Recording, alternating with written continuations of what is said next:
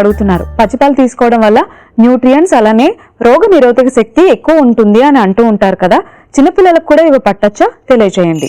Hello Kiranmayi గారు, పచ్చిపాలలో మనకి రోగ నిరోధక శక్తి ఇచ్చేటువంటి కాంపోనెంట్స్ కొన్ని ఉంటాయి, కరెక్టే. కానీ మోస్ట్ ఆఫ్ ద టైమ్స్ మనకి పాలు తీసిన టైం నుంచి మనకి చేరే టైం లోపు దాంట్లో బ్యాక్టీరియల్ గ్రోత్ కూడా ఎక్కువ అవుతుంది. కాబట్టి ఈ పాలు కాచకుండా తాగడం అనేది పెద్ద సేఫ్టీ ఇష్యూ అవుతుంది.